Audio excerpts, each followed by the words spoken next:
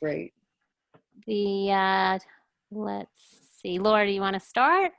Yeah, I think that we can get started. Welcome everyone, and welcome back to those of you who were with us last week. This week, as we talked about, we'll be discussing human rights, education, social emotional learning, and all of that with an equity lens, because we wanted to ensure that as educators, we're always considering how aspects of our identity interact with other identities in the classroom, and that we have that social awareness to be integrating human rights values of respect, human dignity, and conflict resolution into everything that we do. I see that Carrie Kennedy is on the line, so I'd love to toss it over to her in case she would like to just welcome everyone and give some remarks. To be back with all of you, so many friends, Pam and Robin, I see, and Adnan, of course, and I'm just really super excited about this series on human rights and SEL, and especially equity in light of the anti-Black violence in our country and around the world. So I'm looking forward. I think I saw some of our international folks on this phone. Oops. Let's see if I can see them. I think I saw Anthony earlier. Oh yeah, there's a bunch of you. And Karen. Anyway, great to be with all of you, and I'm looking forward to the call. I'm gonna get off a video and I'm gonna call in and but I'll be here. Thank you. Bye. Sounds good. Thank you, Carrie. And I'm Laura Osterndorf. I'm the training manager for Speak Truth to Power. I wanted to tell you that you can feel free to drop questions in the chat at any time, and we'll be sure to address them as we go on. But then I'll be throwing it back to our SEL experts on the call, Robin DeLuca Aconi, who's one of our Speak Truth to Power lead educators, as well as the Assistant Dean of Student Services in the School of Social Welfare at Stony Brook University, and our STTP intern, Jessica Cortez, master's candidate in social work for Stony Brook as well. So I'll let you all take it away. So thank you, Carrie, thank you, Laura, thank you, Adnan, thank you, Karen, thank you so much for having us again. We're honored to be here. So this is kind of the second part of SEL with an equity lens. So we're going to just kind of go briefly, for those of you that didn't come last week, kind of briefly what we discussed last week about an SEL framework. But now what we're going to do is really start to boil it down to what it means to have an equity lens. But again, so much of SEL, so much of any of this work is our own internal work and the work that we need to do internally to be present for others and to fight for that advocacy that needs to happen. And in the words of John Lewis, whose memorial was today, to start some good trouble. So, so what we're going to do right now is a mindfulness and centering exercise. We're going to send this presentation out.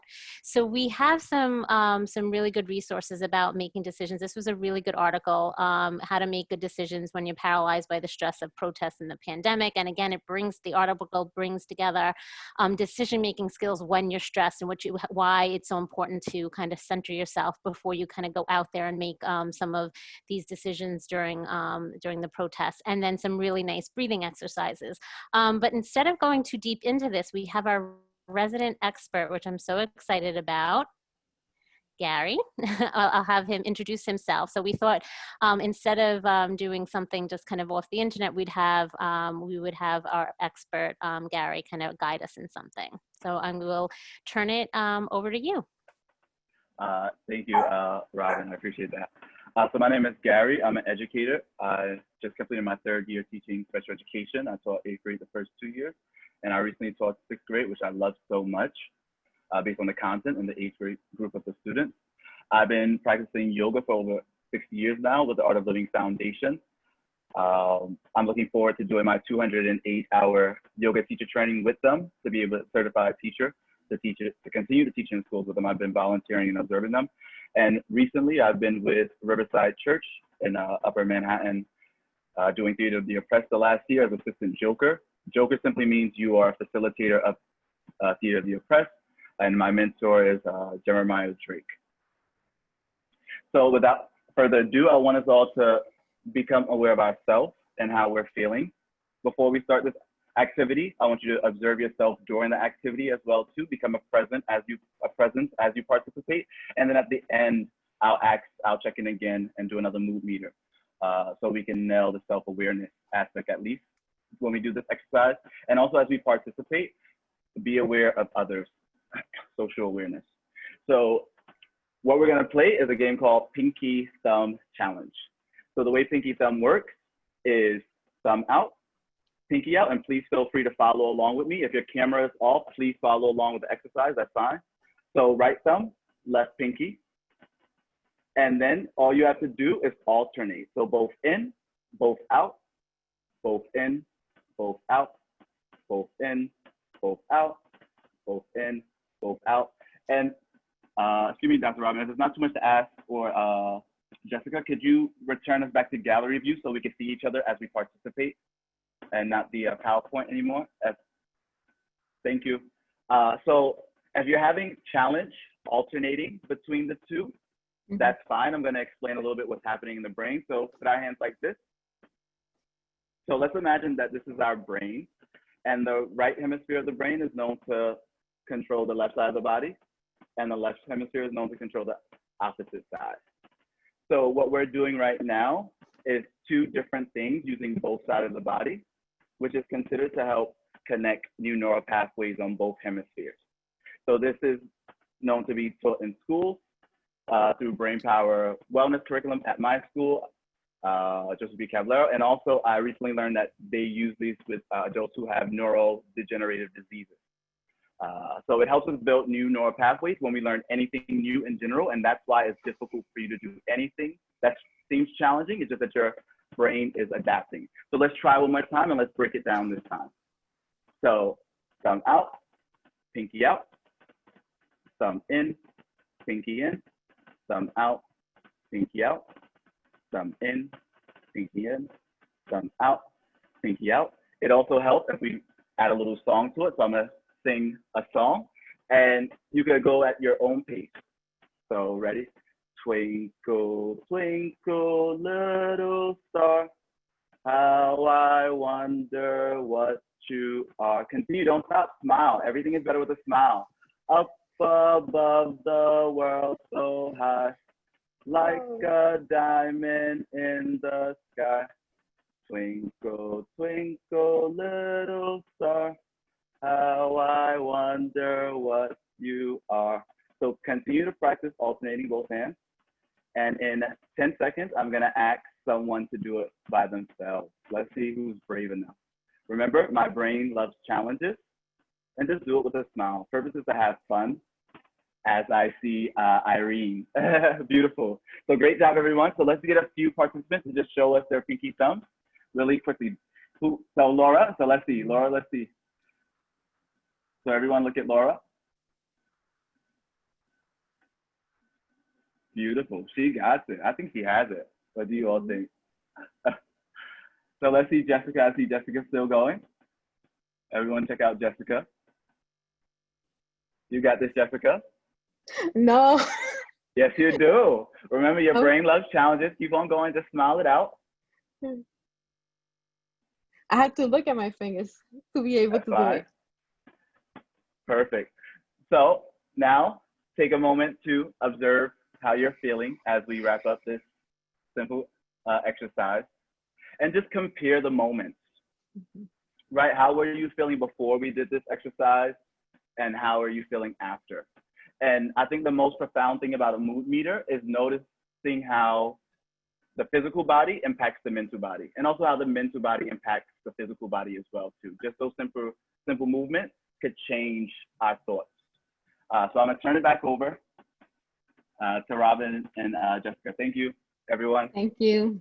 Thank you. Thank you so much, Gary. And you know what I think was the best part of that is like having fun, because I don't know about everybody. I feel like sometimes during this period, you just it's so serious and there's so much going on. So just to remind to have fun and like you said, stimulate the brain.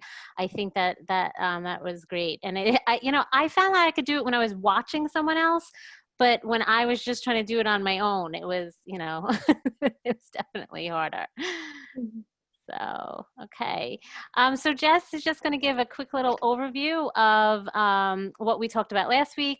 Basically that our social emotional learning competencies are based on the work of CASEL, the Collaborative for Academic, Social, and Emotional Learning out of Illinois. And that last week we really discussed putting the power of putting Speak Truth to Power within an SEL competency framework. And Jess, I'm going to just kind of, if you just kind of want to give an overview of what it is when we talk about that. Okay, so social and emotional learning enhances the students' capacity to integrate skills, attitudes, and behaviors to deal effectively and ethically with daily tasks and challenges. It has 5 different competencies that are self-awareness, social awareness, self-management, relationship skills, and responsible decision-making. Each one of them have specific guidelines. Thank you, Jess. And we have, you know, on here, I really would suggest for those of you who weren't here last week, want to dig in a little bit deeper, to visit CASEL's website. And then we went into talking about the importance of working with social emotional learning with CASEL within a human rights and human rights education. So Laura, I don't know if you want to kind of give a little, again, overview of what we talked about last week. Sure. So last week we discussed the intersections of human rights education and social emotional learning, also recognizing that all learning is social and emotional because of the different identities and stories that we bring to the table. Last week, we also talked about how human rights defenders really utilize those social and emotional learning competencies using a couple case studies. For example, we talked about how John Lewis was able to manage his emotions to take countless acts of nonviolence and further our country for civil rights. We talked about how Frank Mugisha used his own self-awareness to be cognizant of his identity and relationship skills to further his cause and fight for LGBTQ rights in society using effective messaging. So I think that those are really how we focused on how human rights defenders are constantly growing and constantly using those social and emotional skills. Thank you, Laura. And I just want to point out the fact that that this isn't discrete. You know, it's like it's not a discrete thing. First you do self-awareness, then you do self-management. That's why CASEL kind of puts this in a circle, that they all are intertwined and relied upon it, one another, and build upon one another. So that's a kind of again a really important concept of just thinking that these things, these skills are so important, but they do build one upon each other.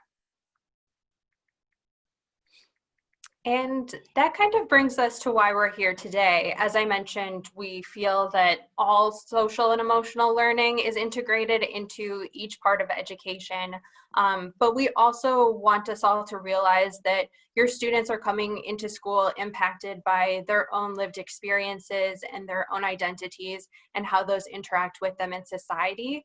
And as a result, and as teachers, it's really important that we reaffirm those diverse backgrounds from which students enter the classroom. And through Speak Truth to Power, we try to do this by not only providing education about human rights and about human rights ideas and standards, but through human rights values that are centered in human dignity, irrespective of the social, cultural, linguistic, or religious differences people might have. So we're constantly engaging with students and with different voices of those human rights defenders from all over the world. And through that storytelling aspect, we hope to build bridges in communities and to find unity. And that really is super intersecting with that transformative social emotional learning piece, which helps us to build an environment where diversity is respected, where students are empowered to speak out against social injustice, and we build that empathetic and global citizen-based world. And I think why we're taking it a step further today is what we're really delving into is, I meant to highlight it, is this part right over here where it says, I did it again, learn to examine the root causes of inequity. And that's kind of what we're going to do, and that's going to be our next activity, of just really understanding what the difference is between equality, equity, and justice. And then justice is, again, when we start to remove the systemic barriers. And we're really looking, and when we look at it from an equity lens, we're really looking at, yes, everyone getting what they need in order to thrive thrive in our society, and the dignity that they need, but at the same time, really understanding the systemic barriers that were put into place. So these are some two great things that that Jess had found for us. And I had seen before just the equality and equity, but taking it one step further and what it means for justice. And all three conceded the game without supports or accommodations because the cause of the inequity was addressed. And I just think that this is such a really a powerful scene that we're looking at over here. And what I thought is really interesting that we have this one also, and then what does it mean again for liberation, for justice and liberation. So those are some very powerful words. And again, when we, as we go forward and as we do these conversations in our small breakout rooms, is really understanding when we use an equity lens, that we're really looking at the systemic issues and the systemic barriers for our students, for ourselves, that were really put into place that really might be impacting their learning. So we do this again through Speak Truth to Power, through the defenders' stories. When we look at the defenders' stories, it's not just about the individual, it's about that individual that was embedded in a society that is based in systemic injustice. So again, I want, if everyone kind of tweak their brain to start thinking about the defenders' stories that we're talking about, and then the equity that a lot of the defenders have been denied, that they have been fighting for. And as well as then incorporating those SEL skills to be able to fight for equity and justice, which our defenders, the Speak Truth to Power defenders, have perfected. So we're going to do some small breakout room work now. We had sent the human rights temperature questionnaire. So what we're asking you is to share within the small group what was the human rights temperature in your school, and then what do you believe is that connection between the human rights temperature and systemic barriers? You know, again, this last picture, what are those systemic barriers that you've seen, experienced in your schools that are impacting the equity of the students that show up for you? So I think, Laura, we had spoken about, if you, just in case people don't have their human rights temperature, or you were going to put like the link in the chat box. Sorry, I was muted. Yes, I can do that now. Okay. So basically, these are our guiding thoughts, and we're going to break up where each of us are in a room with you. So again, discussing the human rights temperature in your school, if you're not in a school, an organization, and then when we think about that number, when we think about what our human rights temperature of our organization is, where is that, where has that been impacted by equity? What is the impact of inequity in our organizations? So I will leave it to Laura to break us up into groups. So we'll have about 15 minutes. We're going to have 15 minutes. So what time is it? So 2:24. And I will send you to your groups now. Okay. So it's about 2:40, right? We'll come back. So I'll see everyone back at about 2:40.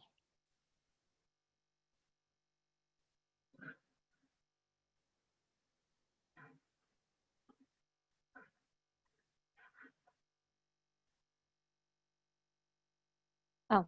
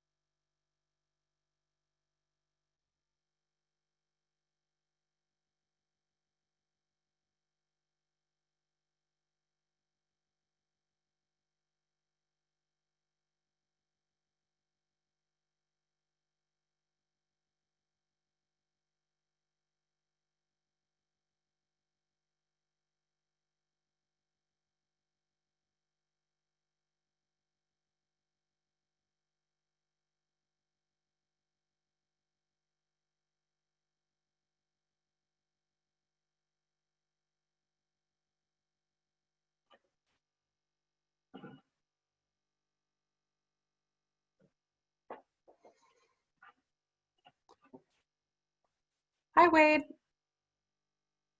I don't know if you can hear me yet.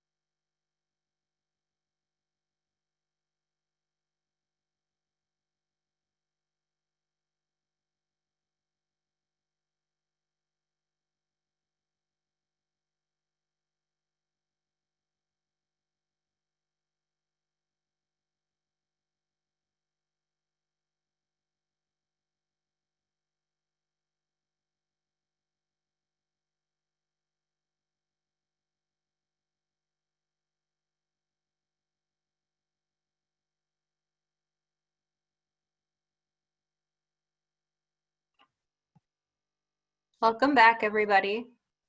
So we're slowly getting everyone back in. Yes, I see. Did everyone feel like they had enough time? We could keep going. Us too.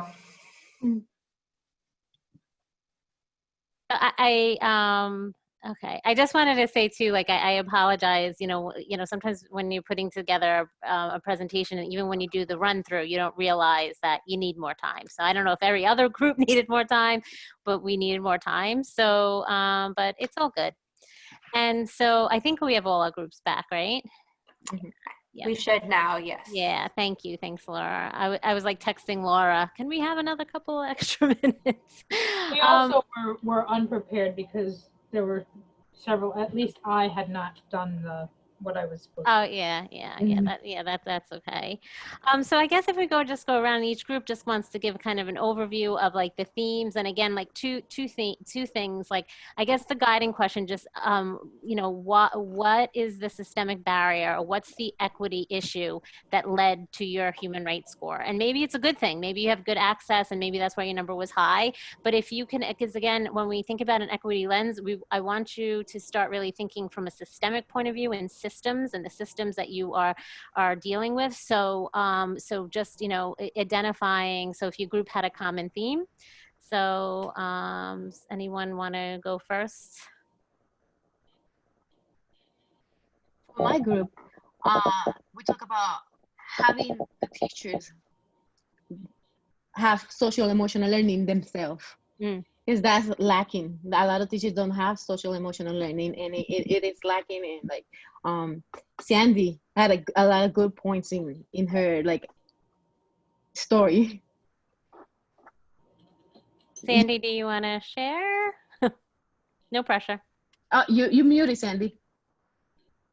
Sandy, you muted.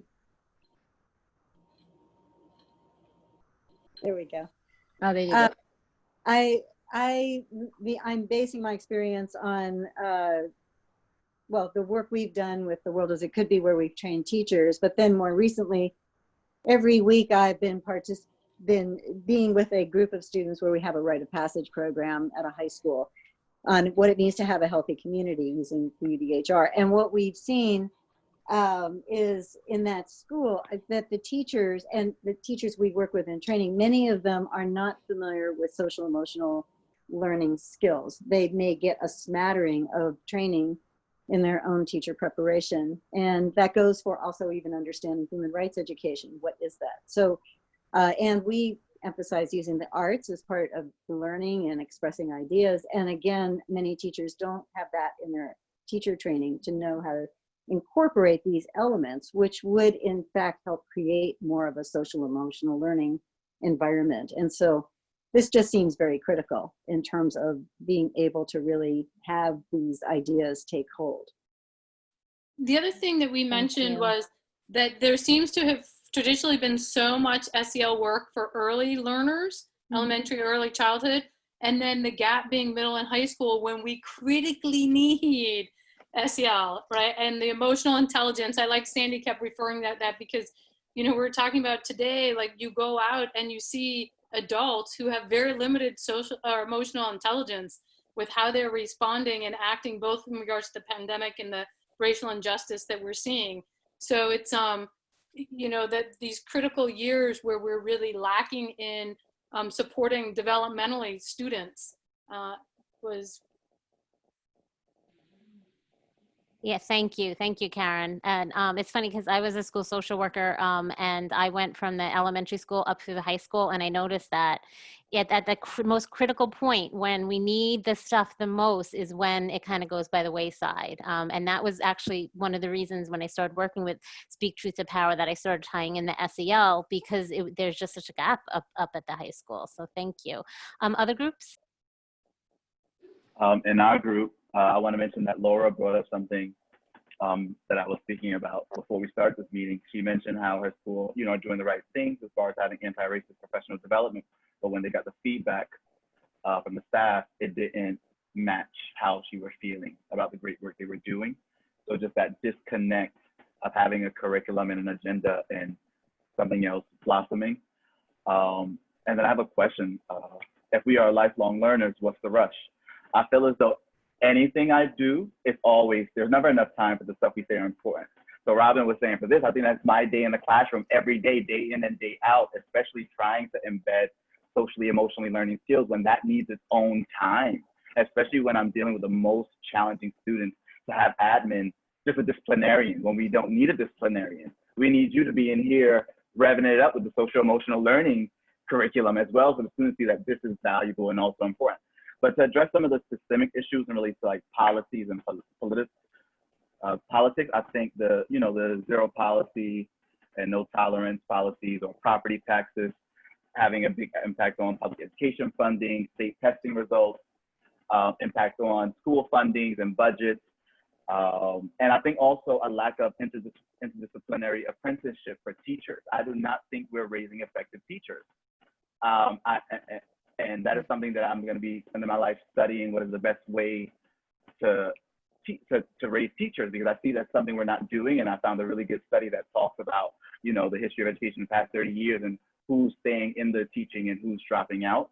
And now most people drop out within first 5 years. I think we need to be talking about that, because I think that if there's a revolution to take place, it's going to happen in our education system as long as we are all aware of that. That's the place and space for that revolution, if there's a revolution. Thank you, Gary. And Gary, thank you for really, again, because again, when we stress from an equity lens, it's all about systems, and you did a wonderful job kind of breaking down those systems. And teacher education, again, being a really huge part of all of this, of, like really just starting when, before they get in. So that's just, it's so essential. And then there's one more group, right?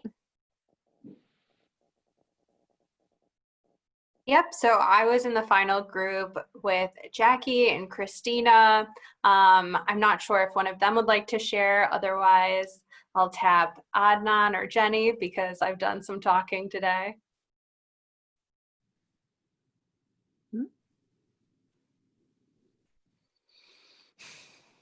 I think Jackie and I are having a standoff of who's going to speak. Is that right? Do you want to go or do you want me to share? Okay. I think one of the things that we discussed is, if we're talking about really trying to integrate social emotional learning with an equity lens, and you're thinking about how to implement that through either curriculum or school practice, unlike maybe the worst case scenario is the role of school leadership. And when you're thinking about the human rights temperature, like how can you take that a little bit step further and really analyze the demographic and the different identities that are taking that, and look at, does the result among paraprofessionals look different than the administrators, or does it look different among the students versus the school staff, or through one department from the other? But in my time of having worked within the schools and working within a middle school, for example, I had a principal that we worked with who was very authoritarian in nature. And if anyone's familiar with New York City public schools, principals have a lot of autonomy and control. It's no joke. And so, it'd be interesting to have a dialogue, maybe not in this session, but something to think about is what is the strategies and tactics you can do to create a foundational culture to really nudge leadership to become a little bit more willing and vulnerable to acknowledge the faults in the school policies and culture, especially when it's a toxic culture, because students can see that and they mimic that toxic that culture.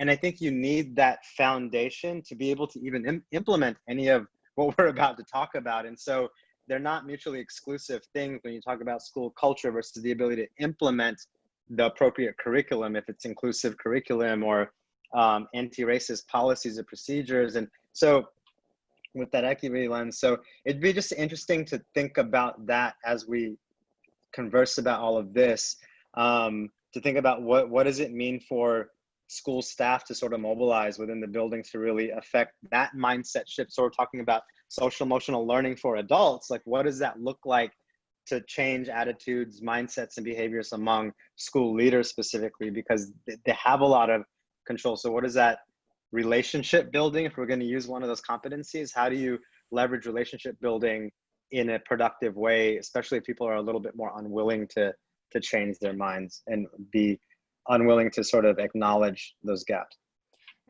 Those are some great points, and it's so interesting because that you said that, because I was really thinking, I read an article about the police unions blocking, some progression on some equity issues within the police department, and I really reflected honestly on my experience. At least I could speak from my experience, but on schools and how schools sometimes will be that same kind of blocking those same kind of progress, like in school administrators, really when you are really trying to make some systemic changes, like as sometimes teachers are again, just my observation and experience, can sometimes be the ones that are really blocking the progress within this.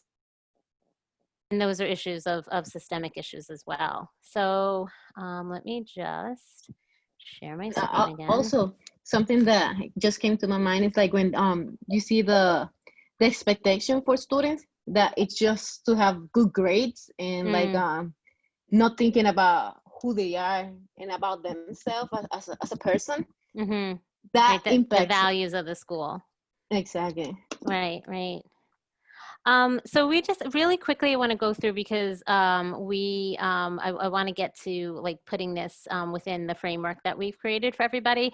But Jess had come up with found these really great equity lens maps, and again, I just wanted to be able to focus on that when that we're looking at systems and we're looking at what's going on within the systems. And some of it is, how we look at through things. And the first thing is always starts with self-awareness, which of course is a SEL skill, and then looking at this other lens of participatory democracy, of transforming practice, again, giving students agency and the advocacy skills needing to actually, come and collectively work for change. And I know Karen is working with some students specifically on their advocacy practice, and again, just using this advocacy practice and thinking about it through the terms of equity and what needs to be changed in our systems. It's all about changing our systems.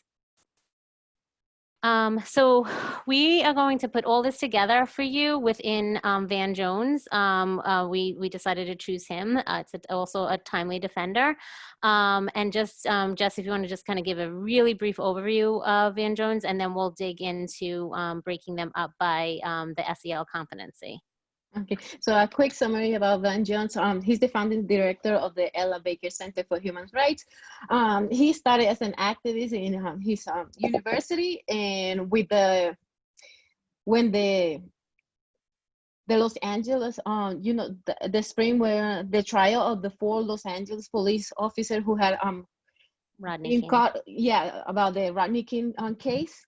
So that's when he started like advocating and fighting for justice and against police brutality. So thank you, Jess. Mm-hmm. And so then what we did was we put together Van Jones again, and then we broke down our SEL competencies, and then we went one step further and looked about the equity, the systems again that might have impact specifically Van Jones and the defenders. So when we look at the definition from the National Equity Projects, when we're looking at self-awareness, and this goes to what everybody was just talking about, right? Our own self-awareness in the classroom as teachers, that teachers should increase their own self-awareness of how their own social identities in terms of race, class, gender, language shape their own educational experiences, and really just kind of reflecting on that and reflecting on what that meant for themselves, and then what that can mean for their students. So again, for teachers examining intersectionality, privilege, with social constructed identities, even suggesting that identity is socially constructed. There's a lot to unpack there, again, for the older students, acknowledging all identities and students that their experiences may be equal, but they may have been completely different, and affirming cultural heritage. And then, so again, when we look at STTP, the defender story, that Van Jones uses his own skills and experience to basically, his own self-awareness, to advocate for those who dealt with police harassment. And And, this could be depending on where you are, but we had just thought of for self-awareness as a student may confront their own feelings of their own identity and relationships with the police. And, and what does that mean really, again, in when within the context of Van Jones's lesson, being able to really have an understanding of what their racial or ethnic identity has to do with a relationship with police. Jess, you want to do this one? Social awareness, yes. So in this one, teachers should build their knowledge and often reflect on the story of race, racism, and the exclusion to build their skill for discussing the history with students in the context of lesson and class discussion.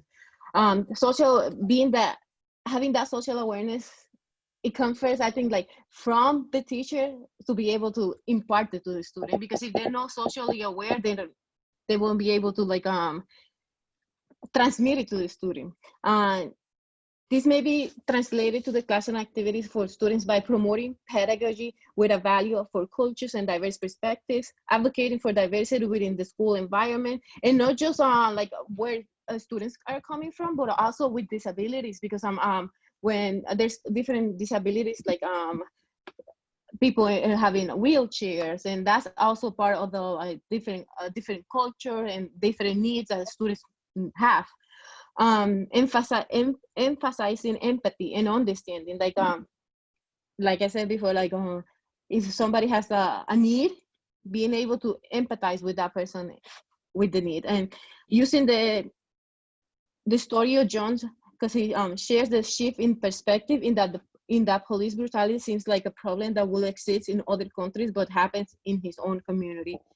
Having that knowledge that like this is not an issue of one place, but it happens in many different places.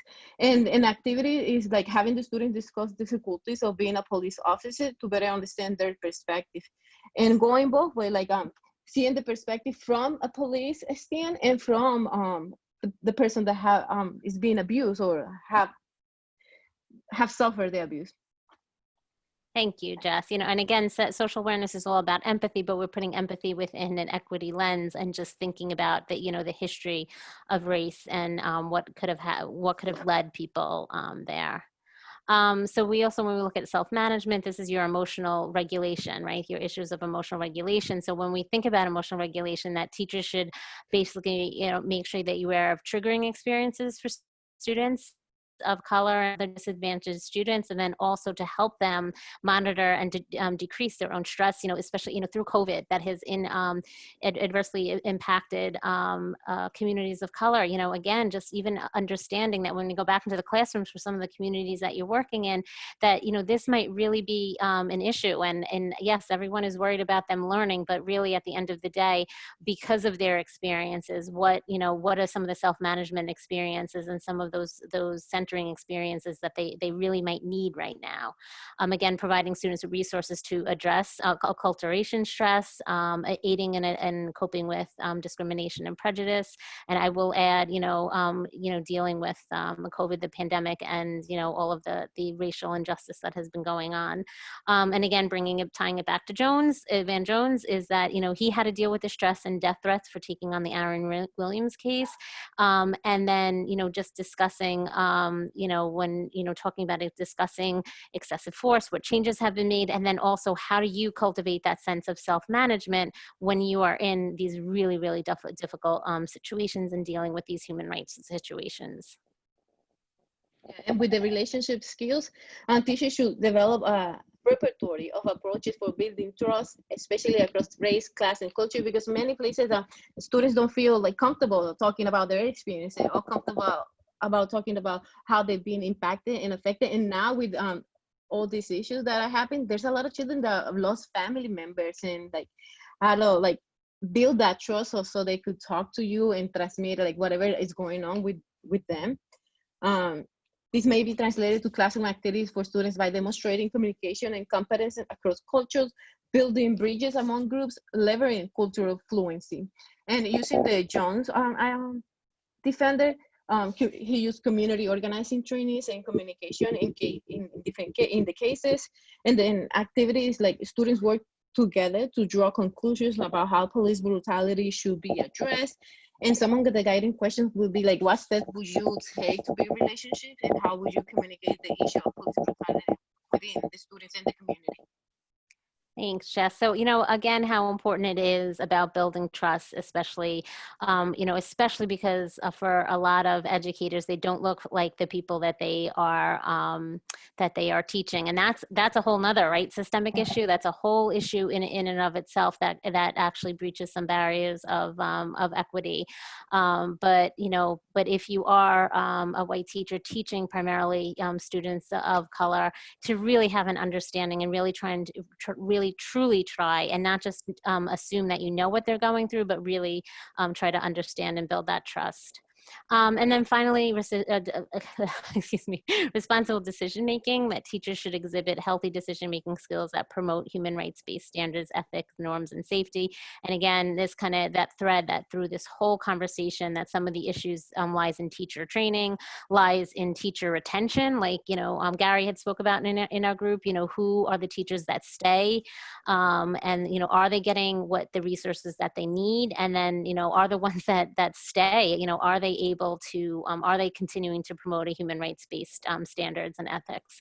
Promoting critical reflection, acknowledging one's own beliefs and biases, and again, a lot of really self-reflection on providing skills and environments for conflict resolution within the classroom, and talking about ethical responsibility that comes with power and privilege for the teacher, especially, but it could be also for the students depending on your demographics.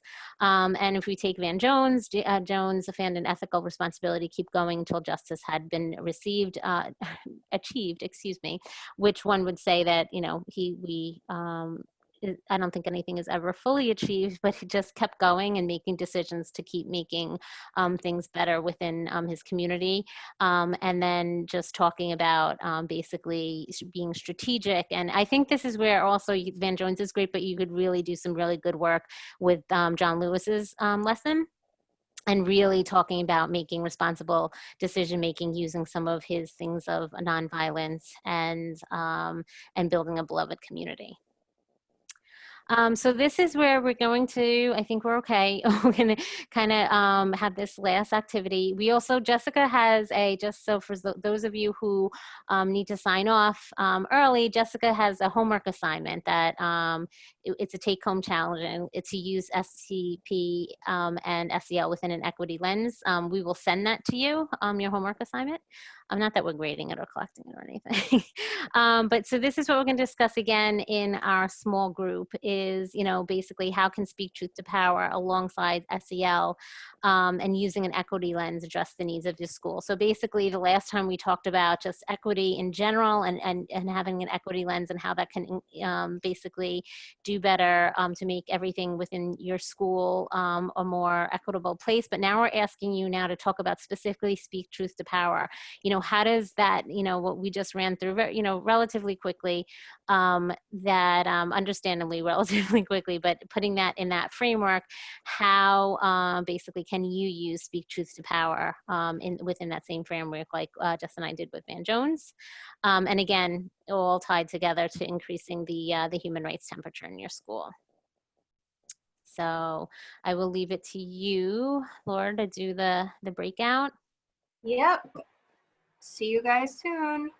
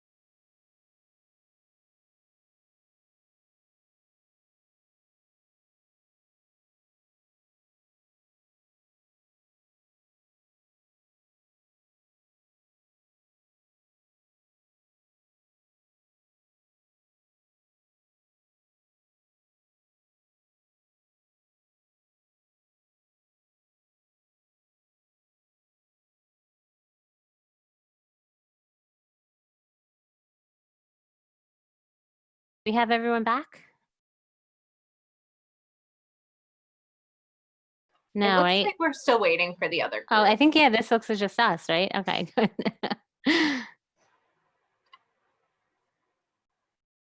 Play from, there we go. They have about 30 more seconds before they'll be kicked out. Oh, okay. Oh, so I went out earlier? Okay. It's okay.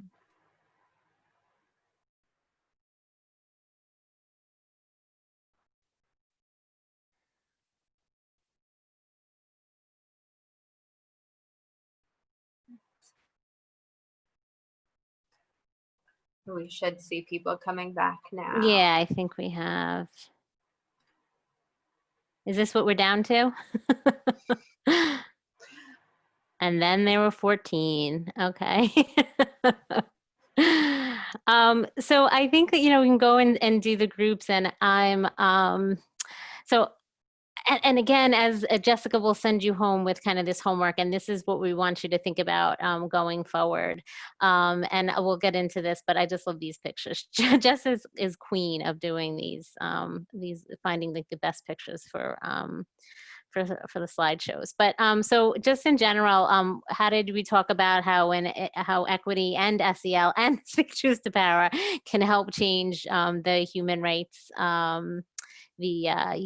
temperature in your organization?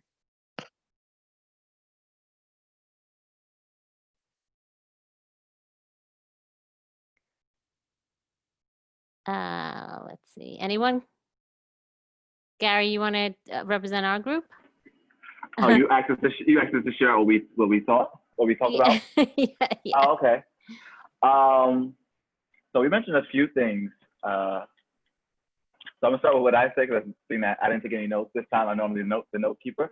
But we were talking about. I was mentioning that I could talk to my principal in regards to having a professional development for teachers who will be interested in learning how to incorporate social emotional with human rights education. And I was also saying the thing I like about the framework is that you can actually use it for any story, even if it isn't a human rights offender, maybe a historical figure that you're supposed to or expected to teach in your curriculum, and you could use the same framework with that specific historical figure. Yeah, definitely. We also talked with Anthony, because Anthony's in Spain, so just how interesting it is that they don't have the same experiences, with police brutality and police shooting. So again, just talking about having how important those cross-cultural conversations could really, be to, basically, because I think sometimes we get lulled into a sense of like, well, this is just the way it is, but this is the way it is here. It doesn't mean that's the way it has to be, because in other places it's not like this. So I thought that was really interesting. Any other groups? We talk about measurements, like how to sell SEL to people that don't know SEL, and how like can we reach those communities that don't understand SELs. And I was thinking to myself, I didn't share, but like, how can we share the SEL skills, Speak Truth to Power, and through the Department of Education? Because I think sometimes if it comes from the top, that is the Department of Education, then everything else is gonna have like a shift. You know what I mean? But I don't know how to. Now it's interesting. So Jess, New York State actually has an SEL. It's not a mandate. It has an SEL. Oh gosh, what do they call it? Anyone? It's not. It's basically, they suggest you do SEL. I don't have a brain right now. Other states have a mandate, meaning it's mandated in the curriculum, including Illinois, where Castle is based. But I think that's a good thing as far as a systemic issue. How do you create it to say like this should be a mandate? That's a and great the point. and the measurements, like how it's working. Right. So there's some I could definitely share with everybody. I have some SEL competency just for specifically SEL. But if you go on the website, on Castle's website, they have a lot of specific things about SEL in general. Hold on for just a second. Let me just see. Sorry. They're called social emotional benchmarks. I'm going to post benchmarks. There you go. Thank you, Gary. Right. So basically, what New York State said is there's like benchmarks, but it's not a mandate. So you know, if it needed, it would need to be a mandate. And also for the education of teachers, like, you know, in their pedagogy, they need to learn like about brain development, children's development, and how everything impacts them. And I think that's should be part of like a teacher's education. All right. Yeah. No, just it's huge. It really is about teacher education, and we talked a lot about the impact of the lack of education on teachers. Anybody else before we wrap this up? And I have to re-show my, hold on, that last line. So this is just on this last slide again, that I'm just going to end with, that, you know, when we think about it, when we think about SEL and we think about each one, it's really understanding your own identity, understanding the identity and shared experiences of your students, you know, within, again, you know, talking about the necessity of having all these SEL skills to be a human rights defender, but then also reflecting on that your identity and your place and your privilege, and how do you maintain a sense of well-being for your students, and, you know, just understanding where they're coming from, and create systems, again, that lend to equity. Because when we talk about equity, it's all about systems. So what needs to be done within, you know, systemically, within your environment that needs to change. And again, just always talking about embedded in these really essential skills. You know what would be interesting, Robin, is, and to everyone, is, you know how, like, I use New York City DOE, for example, they put out the report cards for different schools at the end of the school years. I'd be curious now, with both the social political climate that's going on now, like, as pressures going on to corporations and businesses in the workplace around diversity, inclusion, equity, anti-racist policy and practices, that I wonder if that's going to start to embed itself in those report cards for schools as a measurement of how they get graded. And once that's embedded, I wonder how much that might change that inherently system-wide for that to be more universal as a practice, and sort of the opportunity for organization like ours or other organizations that are tackling it from a staff perspective, whether they're willing or unwilling, but it's just going to be the way it has to go, because now there's an accountability check for it that's publicly shared, and more of a sort of a reason to really implement this as a practice. It'd be interesting to keep an eye out if they start more explicitly placing that in those school report cards to evaluate those schools.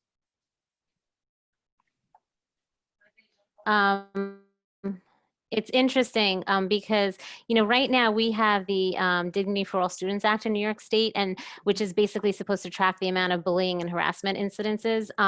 And so technically, like, that is supposed to be made public, but what they found is the amount of underreporting is unbelievable. Like, different schools would say they had like one event. Oh yeah, okay. You had one event of bullying or harassment. And then what happens is when they realize that, then when they did start reporting authentically, then they got in trouble with the state. So, you know, so it's just, you know, this is kind of tough stuff to really start to monitor and keep people accountable. But, you know, it's a, you know, they're important and essential ideas. So. But thank you, everybody. Thank you for coming again. Thank you for staying until the end. And, you know, Jess like created the handout again of just always guiding yourself of using speech truth to power, and understanding the SEL competencies needed to be a defender, and then also always looking at it through that equity lens. And again, so it's always looking, when we say equity, we're always looking at the system, you know, that great picture that we had up about, you know, what are you going to do to actually remove those barriers. So, I think that's what's could be, you know, really, you know, really important going forward. And I could put my email address in over here if anyone wants it. I am more than happy to I can't do more than one thing at a time nowadays. I don't know if so I gotta stop talking while I'm typing. Okay, there we go. But I'd be more than happy to meet and talk about any of this stuff, because like Gary said at the beginning, before some of you came in, this is the stuff that I eat, breathe, and live for, and I just feel is my purpose. And so it's just I'd be more than happy to help anything or anyone. So thank you. Thank you to Robin and Jessica for presenting, and thank you for everyone for attending and staying till the end. We loved hearing your conversations, and they just make us stronger and better human rights educators. Thank you. Thank you all. Enjoy. Bye, everyone.